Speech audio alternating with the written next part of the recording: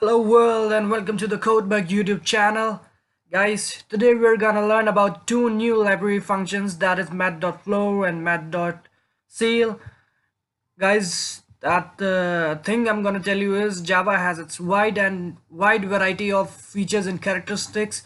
I'm just gonna mention a couple of them. So if you want to know more and if you're damn interested in learning Java, then you can go to the official website of Oracle. You can pick up a couple of them and you can learn some more and use them, and that's pretty much an interesting thing, and you can move on.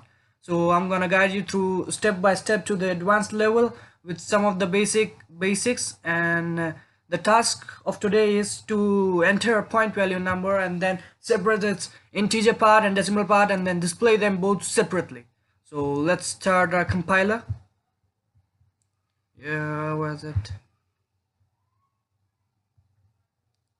Yep, here it goes.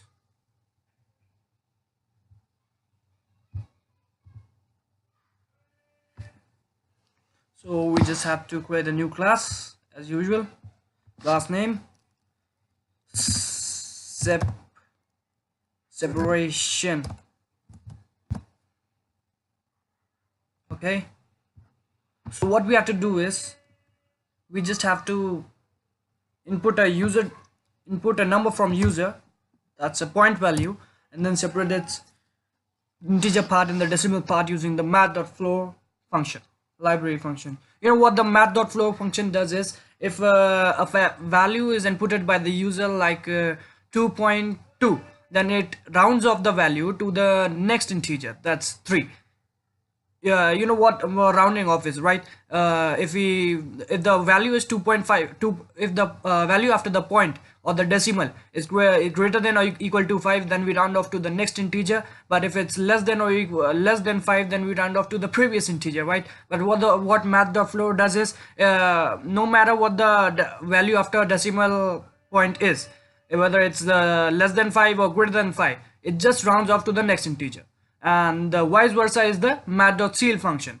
What it does is, no matter what the what the value after the point is, it just rounds off to the previous integer. So today, to separate the integer and the decimal part, we're gonna use this function, and let's begin. Class separation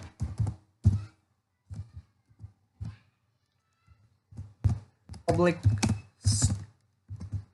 static void main. Here we have to input a point value number, so we've taken double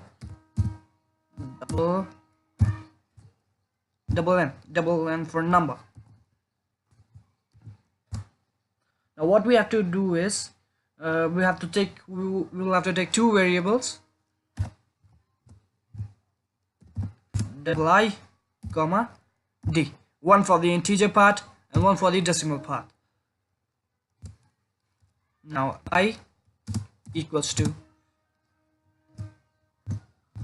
math dot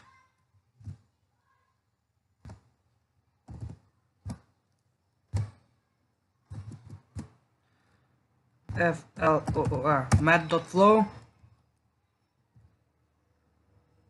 n.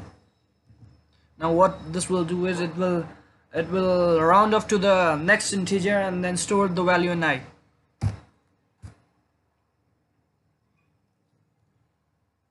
Now what we're gonna do is d equals to n minus I.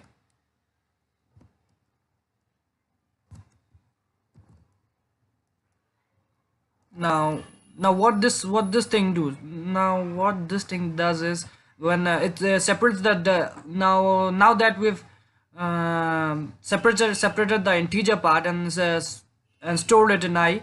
Now the integer part can be separated from the original number, and when the integer part is minus from the original number, then what remains is the decimal part, and then now we can display them both.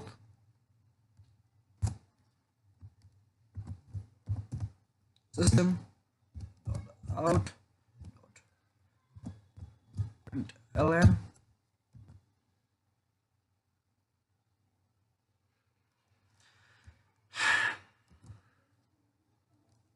integer part is plus I, in which we had the integer part.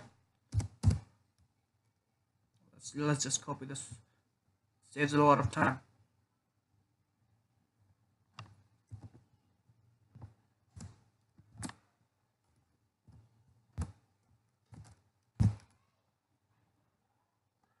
Sorry, D. We just put that in D. So here's the integer part to be displayed, and here's the decimal part to be displayed. Let's close the main class, compile the function, no syntax errors. Let's run it. Here we go. This is asked for a number, so let's enter 56.6987. Okay, here's the integer part, and here's the decimal part. Here's a program that we wrote. So that's it for today, guys. If you like the video, then like it, share it, subscribe it, and tell your fellow mates. If you want to be a true coding bug, then stay tuned to this channel. Thank you.